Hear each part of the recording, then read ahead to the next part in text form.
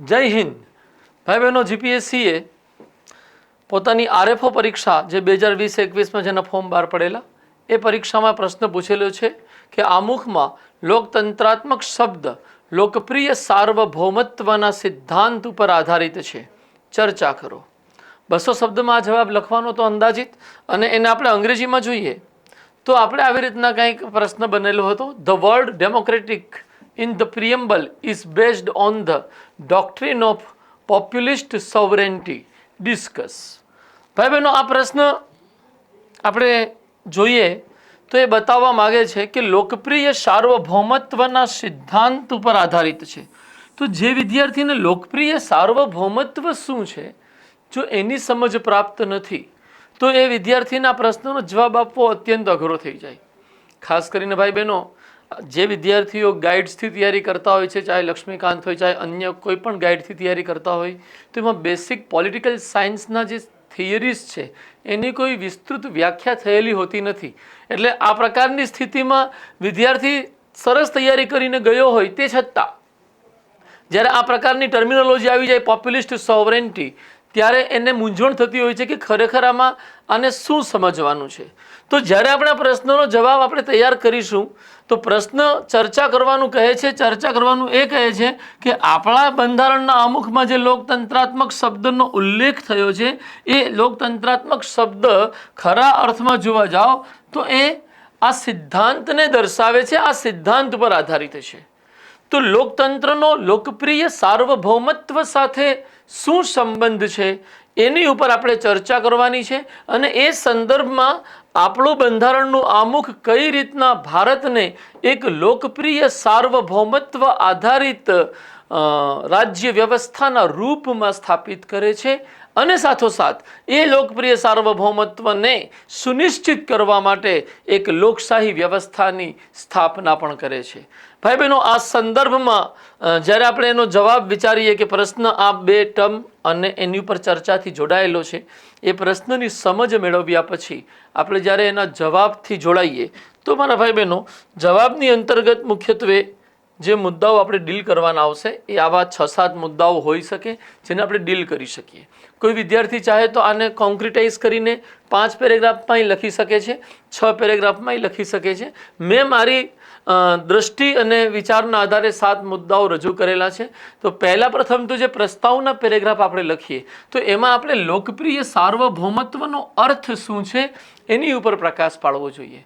અને ભાઈ બહેનો, જ્યારે લોકપ્રિય સાર્વભૌમત્વનો અર્થ સ્પષ્ટ કરીએ તો પોલિટિકલ સાયન્સની ટર્મિનોલોજી, એના જે ચિંતકો છે એ ચિંતકો જેમ કે રૂસો સાહેબ જોડાયેલા છે, ફ્રેન્ચ ચિંતક, એની ઉપર આપણે જવાના સ્થાને આપણે ફક્ત અને ફક્ત સામાન્ય શબ્દોમાં એક એવી વ્યાખ્યા કરવી જોઈએ કે એ રાજ્ય વ્યવસ્થા, હું વ્યાખ્યા રજૂ કરું છું જે આપણે પ્રસ્તાવનામાં રજૂ કરવાની છે, એ રાજ્ય વ્યવસ્થા કે જેમાં સાર્વભૌમત્વ દેશની જનતામાં સમાયેલું હોય, એ રાજ્ય વ્યવસ્થા કે જેમાં સાર્વભૌમત્વ દેશની જનતામાં સમાયેલું હોય તેને લોકપ્રિય સાર્વભૌમત્વ કહે છે। ભારતનું બંધારણ અને બંધારણનું આમુખ આ પ્રકારના લોકપ્રિય સાર્વભૌમત્વના સિદ્ધાંતનો સ્વીકાર કરે છે, અને એટલે જ આમુખમાં સંપૂર્ણ સાર્વભૌમ શબ્દની સાથોસાથ લોકતંત્રાત્મક ગણરાજ્ય ડેમોક્રેટિક રિપબ્લિક શબ્દનો ઉલ્લેખ કરવામાં આવેલ છે। તો ભાઈ બહેનો, એ દ્રષ્ટિથી આપણે જ્યારે ચર્ચા કરીએ તો એક વસ્તુ મગજમાં હોવી જોઈએ કે પ્રજાસત્તાક શબ્દ એટલે કે રિપબ્લિક શબ્દ પણ પોપ્યુલિસ્ટ સોવરેનિટીથી જોડાયેલો છે, અને લોકતંત્રાત્મક શબ્દનો પણ સંદર્ભ પોપ્યુલિસ્ટ સોવરેનિટીથી હોય છે। એ દ્રષ્ટિથી ભાઈ બહેનો, પહેલો પેરેગ્રાફ પ્રસ્તાવનામાં દર્શાવ્યા બાદ આપણે વ્યાખ્યા રજૂ કર્યા બાદ આપણે એ બતાવવું જોઈએ કે ભારતના બંધારણનું આમુખ લોકતાંત્રિક વ્યવસ્થાના માધ્યમથી લોકપ્રિય સાર્વભૌમત્વને સ્વીકૃતિ પ્રદાન કરે છે। પછી બીજા પેરેગ્રાફમાં આપણે એ બતાવવું જોઈએ કે આ લોકપ્રિય સાર્વભૌમત્વ કઈ રીતના અભિવ્યક્તિ પામે છે।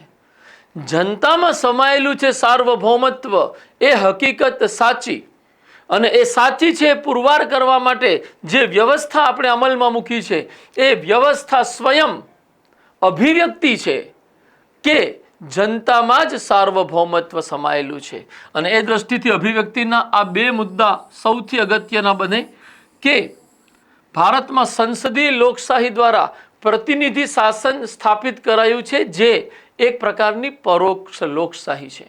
આ લોકશાહીમાં જનતા દ્વારા ચૂંટાયેલા પ્રતિનિધિઓ જ શાસનના તમામ મુખ્ય નિર્ણયો લે છે અને શાસનને સંચાલિત કરવાનો આધાર તૈયાર કરે છે. બીજી વાત એની સાથે મેં કીધું બીજા પેરેગ્રાફમાં ત્રીજો મુદ્દાને તમે ચાહો તો ઇન્ક્લુડ કરી શકો અથવા તમે ઇન્ડિવિજ્યુઅલી પણ બતાવી શકો કે ભારતમાં પુખ્ત મતાધિકાર પર આધારિત જે ચૂંટણી વ્યવસ્થા છે, પુખ્ત મતાધિકારની વ્યવસ્થા અને ચૂંટણીની વ્યવસ્થા પણ લોકપ્રિય સાર્વભૌમત્વને અભિવ્યક્તિ આપે છે. કઈ રીતે અભિવ્યક્તિ આપે છે? તો કે જે લોકો સાર્વભૌમત્વ ધરાવે છે એ લોકો જ એ નક્કી કરે છે કે સત્તાનું સંચાલન કોના દ્વારા થશે, કઈ વિચારધારા દ્વારા થશે.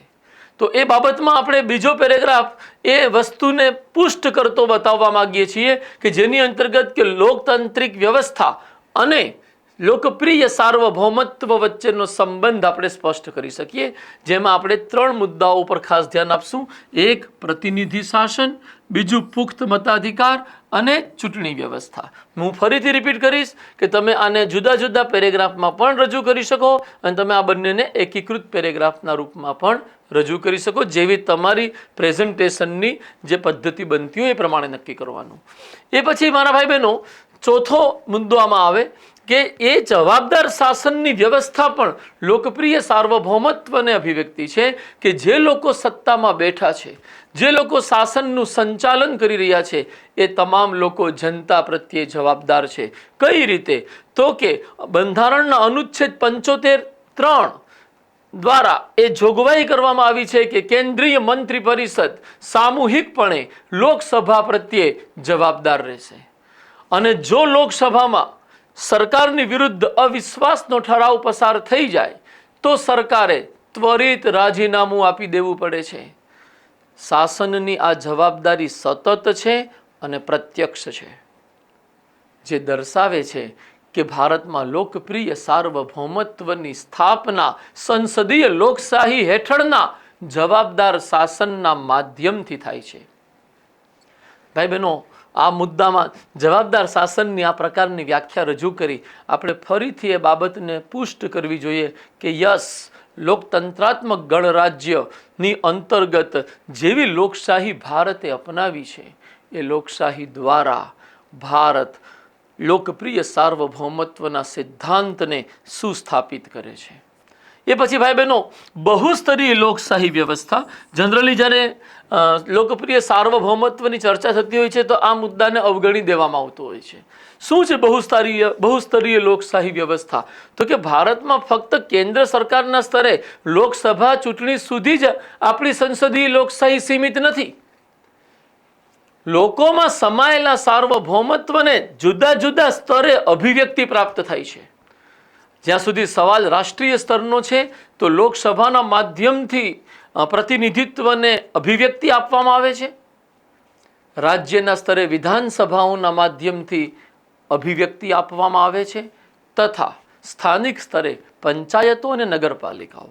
73મો બંધારણીય સુધારો અને 74મો બંધારણીય સુધારો સ્થાનિક સ્તરે પણ પ્રતિનિધિત્વના સિદ્ધાંતને સુસ્થાપિત કરે છે અને આ સિદ્ધાંતોના માધ્યમથી જનતાને એ અધિકાર પ્રદાન કરે છે, એવી પરિસ્થિતિ અને વાતાવરણ પ્રદાન કરે છે કે તેનું શાસન જે લોકો કરી રહ્યા છે એ લોકોના નિર્ધારક, એ લોકોના નિર્માતા જનતા સ્વયં છે.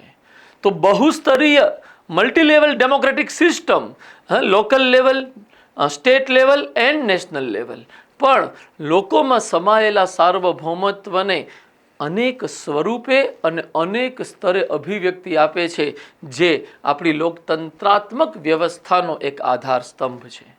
ભાઈ બહેનો, આ રીતના 3-4 આપણી આર્ગ્યુમેન્ટ્સ રહેશે, આપણા લોજિક રહેશે, જેના આધારે આપણે એ વાતને સુસ્થાપિત કરીશું કે યસ, આ સાચું છે કે લોકતંત્રાત્મક શબ્દ ભારતમાં લોકપ્રિય સાર્વભૌમત્વના સિદ્ધાંતને સુસ્થાપિત કરવાનો આધાર છે.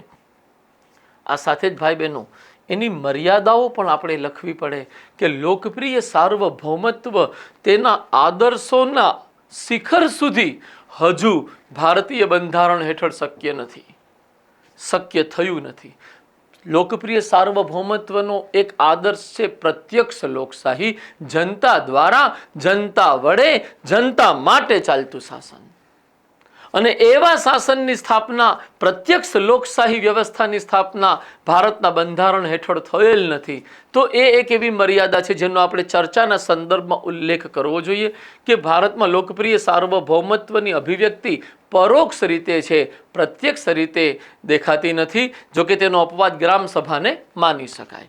આ સાથે જ બીજી મર્યાદા શું લખવી પડે તો કે ચૂંટણી દરમિયાન જે પ્રકારની વોટ બેંકની રાજનીતિ, જ્ઞાતિવાદની રાજનીતિ, કોમવાદની રાજનીતિ થઈ રહી છે, એ રાજનીતિના પરિણામે લોકોની જે સ્થિતિ છે, લોકોના જે મત આપવાની સ્વતંત્રતા છે, નિષ્પક્ષ અને સ્વતંત્ર ચૂંટણીનું જે આયોજન થવું જોઈએ, એમાં આ પ્રકારની સંકુચિત વિચારધારાઓ અને બાધાઓ ઊભી થતી હોય છે, જે લોકપ્રિય સાર્વભૌમત્વને વ્યવહારમાં મૂકવામાં ક્યાંક વ્યવહારિક મર્યાદાના રૂપમાં સામે આવે છે. એ સિવાય ભાઈ બહેનો, ભારતની અંદર રાઇટ ટુ રિકોલની વ્યવસ્થા હજુ લાગુ નથી. ચૂંટી શકાય છે, પરંતુ ચૂંટાયેલો પ્રતિનિધિ યોગ્ય રીતે કાર્ય ન કરે તો એને પાછો બોલાવી શકાતો નથી નિર્ધારિત મુદ્દત સિવાય. નિર્ધારિત મુદ્દત એટલે 5 વર્ષ. પાછો બોલાવી શકાતો નથી. રાઇટ ટુ રિકોલ ન હોવું એ લોકપ્રિય સાર્વભૌમત્વની એક અગત્યની મર્યાદા માની શકાય. મારા ભાઈ બહેનો, આ સાથે જ એક ઓર મર્યાદા આમાં આપણને જો સમય અને સ્થાન હોય તો જોડવી જોઈએ કે ભારતમાં લોકપ્રિય સાર્વભૌમત્વની અભિવ્યક્તિ માટે લોકશાહી વ્યવસ્થા સ્થાપિત તો થઈ ગઈ છે, પરંતુ એકવાર ચૂંટી લીધા બાદ, એકવાર ચૂંટાઈ ગયા બાદ 5 વર્ષ સુધીના સમયગાળા દરમિયાન જનતા પોતાના નિર્ણયો અથવા શાસનના વિપરીત નિર્ણયોના સંદર્ભમાં કોઈ એવી વ્યવસ્થા ધરાવતું નથી કે શાસનની નીતિઓને બદલી શકે. તો લોકપ્રિય સાર્વભૌમત્વનો આપણે સ્વીકાર કરીએ છીએ, બટ એ કેટલીક મર્યાદાઓ સાથે છે. એની વ્યવહારિક ચર્ચા પણ આપણે આ પ્રશ્નોના જવાબમાં કરવી જોઈએ. અને એ પછી આપણે મારા ભાઈ બહેનો એક નિષ્કર્ષ લખવું જોઈએ કે ભારત જેવા વિશાળ દેશમાં કે જેની વસ્તી 100 કરોડથી વધુ છે, ત્યાં પ્રત્યક્ષ લોકશાહી વ્યવહારિક નથી અને તેને લાગુ કરવી કદાચ વર્તમાન પ્રગતિના સાપેક્ષમાં સૌથી કઠિન કાર્ય છે. તો આદર્શની વ્યવહારિક મર્યાદાઓને સમજતા પરોક્ષ લોકશાહી હેઠળ સંસદીય લોકશાહી વ્યવસ્થા અંતર્ગત બહુસ્તરીય લોકશાહી પર આધારિત ભારતીય રાજ્ય વ્યવસ્થા નિશ્ચિતપણે લોકપ્રિય સાર્વભૌમત્વને ગુણવત્તાપૂર્ણ રીતે અભિવ્યક્તિ પ્રદાન કરે છે. આ દ્રષ્ટિથી બંધારણ જનતાને સર્વોચ્ચતા આપતું દેખાય છે. એ પ્રકારનો નિષ્કર્ષ લઈ આપણે જવાબને પરિપૂર્ણ કરી શકીએ. ભાઈ બહેનો, આ પ્રશ્નનો જવાબ કઈ રીતના આપણે લખી શકીએ?